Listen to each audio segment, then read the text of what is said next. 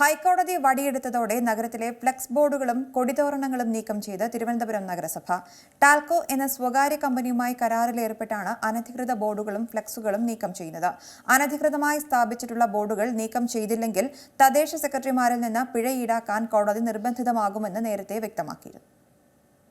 തിരുവനന്തപുരം നഗരസഭാ പരിധിയിലെ പ്രധാന കവലകളിൽ സ്ഥാപിച്ചിട്ടുള്ള അനധികൃത ബോർഡുകളും ഫ്ലക്സുകളും കൊടിതോരണങ്ങളുമാണ് റവന്യൂ ഇൻസ്പെക്ടർമാരുടെ സംഘം നീക്കം ചെയ്യുന്നത്.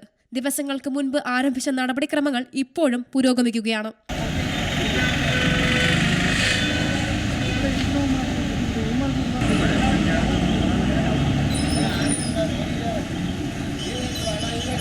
അസിസ്റ്റന്റ് റവന്യൂ ഓഫീസറുടെ മേൽനോട്ടത്തിൽ റവന്യൂ ഇൻസ്പെക്ടർമാർ, നഗരസഭാ ആരോഗ്യ വിഭാഗം, കണ്ടീജന്റ് അംഗങ്ങൾ, ഡ്രൈവർമാർ, ഫീൽഡ് സ്റ്റാഫുകൾ എന്നീ വിഭാഗങ്ങളുടെ നേതൃത്വത്തിലാണ് പരിശോധന.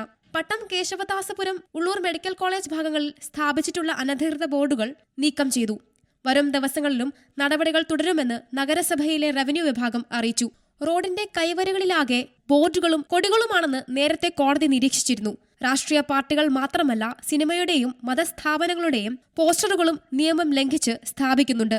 ഉദ്യോഗസ്ഥർ രാഷ്ട്രീയ പാർട്ടികളെ ഭയക്കുകയാണെന്നും കൊടിയിൽ തൊട്ടാൽ ഉദ്യോഗസ്ഥർക്ക് പണി കിട്ടുമെന്ന അവസ്ഥയാണെന്നും കോടതി നേരത്തെ പറഞ്ഞിരുന്നു. ബോർഡ് വയ്ക്കുക എന്നത് അനിവാര്യമായ മതപരമായ ആചാരമല്ലെന്നും ഓരോ ബോർഡും പരസ്യമാണെന്നും കോടതി ചൂണ്ടിക്കാട്ടി. ബോർഡുകളുടെ വലുപ്പത്തിനനുസരിച്ച് പിഴ കൂട്ടുന്നത് പരിഗണിക്കണമെന്നും 5-10 ലക്ഷം രൂപ നഷ്ടപരിഹാരമായി നൽകുന്ന സാഹചര്യമല്ലേ ഉള്ളതെന്നും കോടതി ചോദിച്ചിരുന്നു. തിരുവനന്തപുരത്തെ ബോർഡുകൾ സ്ഥാപിച്ചവയിൽ നിന്ന് 6 ലക്ഷം രൂപ പിഴ ഈടാക്കിയതായി കോർപ്പറേഷൻ അറിയിക്കുകയും ചെയ്തിരുന്നു. C Malayalam news. ഏറ്റവും പുതിയ വാർത്തകളും വിശേഷങ്ങളും വിരൽത്തുമ്പിലറിയാൻ സി മലയാളം ന്യൂസ് എല്ലാ ഡിജിറ്റൽ പ്ലാറ്റ്ഫോമുകളിലും ലഭ്യം. തിരുവനന്തപുരം